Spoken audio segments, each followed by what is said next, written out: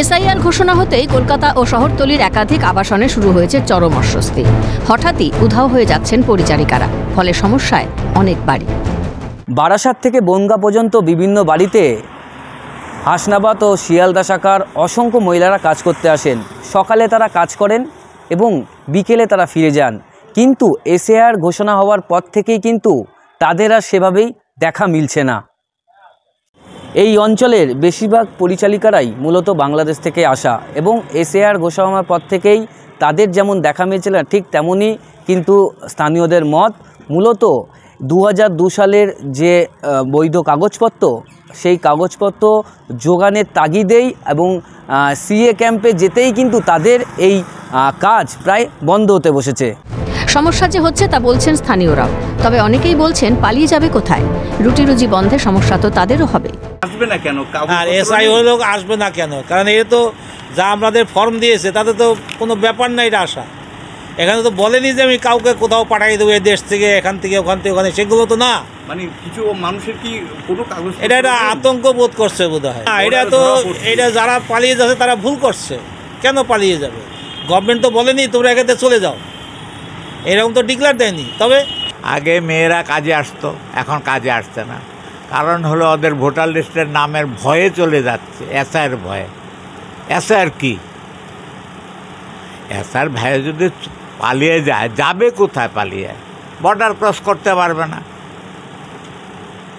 তাহলে আমাদের এখন কাজের লোকের উপায় কি হবে?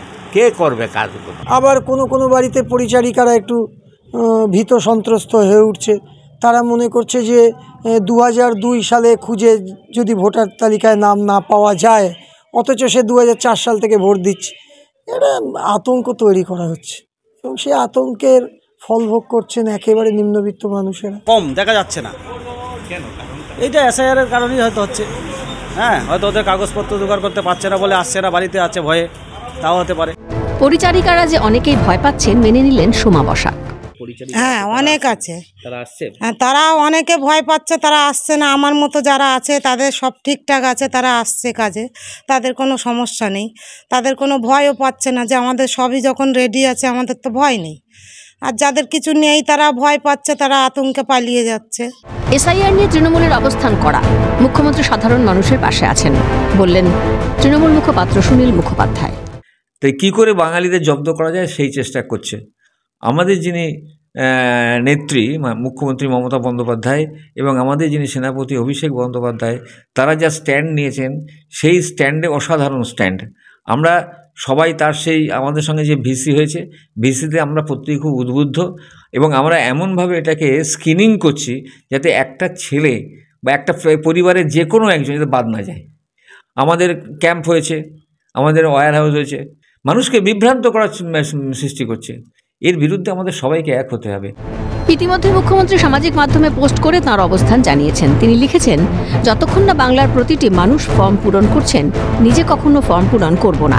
বারে বারেই তিনি থাকতে কাউকে দেশ থেকে বার করা সম্ভব নয়, সে কথাই কার্যত বুঝিয়ে দিয়েছেন বঙ্গের প্রশাসনিক প্রধান। এক কথায় বলা যায় শহরের নতুন আতঙ্কের নাম হয়ে উঠেছে এসআইআর। বারাসাত থেকে অপু শীল, ক্যালকাটা নিউজ।